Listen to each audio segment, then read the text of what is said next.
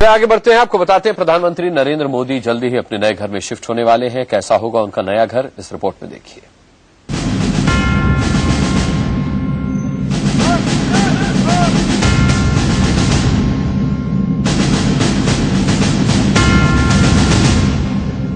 हिंदुस्तान के सबसे बड़े पावर सेंटर में अब प्रधानमंत्री बनकर नरेंद्र मोदी बैठे हैं, लेकिन बहुत कम लोगों को मालूम है कि मोदी के कहने पर 7 RCR यानी 7 रेस कोर्स रोड के आंतरिक हिस्से में बहुत बदलाव किया गया है। खासकर पूर्व प्रधानमंत्री मनमोहन सिंह से बिल्कुल इतर मोदी के काम करने की स्टाइल इस पावर हाउस की दीवारों पर उकेरी दिखेंगी। उसी 7 RCR में जो साल 1984 के बाद से भारत के प्रधानमंत्री का आधिकारिक पता है। आपने इस 7 RCR के बारे में पढ़ा और सुना होगा। हो सकता है दिल्ली में आपने कभी बाहर से इस 7 RCR का दीदार भी किया हो, लेकिन आज इंडिया न्यूज पर आप देख सकते हैं आपके प्रधानमंत्री का आवास कैसा है। तो चलिए हमारे साथ 7 RCR की सैर पर। बाहर से देखिए लाल बत्ती लगी गाड़ियां जहां एक एक कर दाखिल हो रही हैं।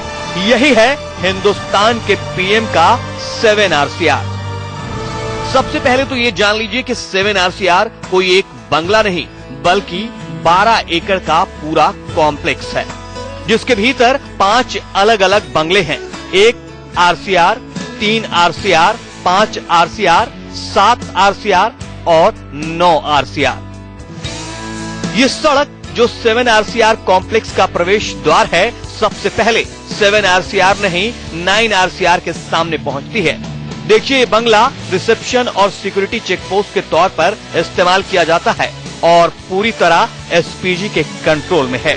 चंद लोगों को छोड़कर पीएम से मिलने आने वाले करीब सभी मेहमानों की गाड़ियां बस यहीं तक आ जा सकती हैं। आगे आप तभी जा सकते हैं जब पीएम चाहें। अगर पीएम चाहे भी तो अपॉइंटमेंट और जांच की पूरी औपचारिकताएं यहाँ पूरी की जाती हैं। उसके बाद ही उन्हें यहाँ से आगे भेजा जाता है।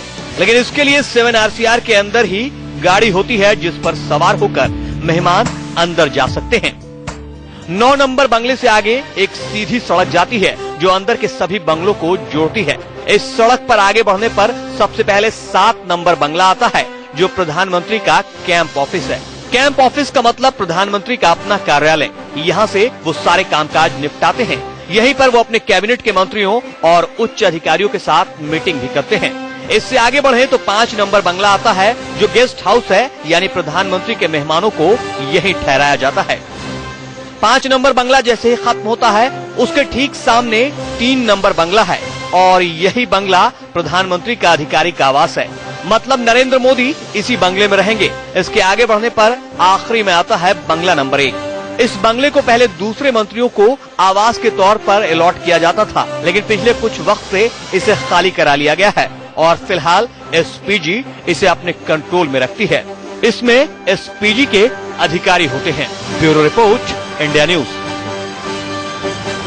तो ऐसा होगा नया 7 RCR नए प्रधानमंत्री के लिए। वक्त एक छोटे से ब्रेक का है, बहुत जल्द वापस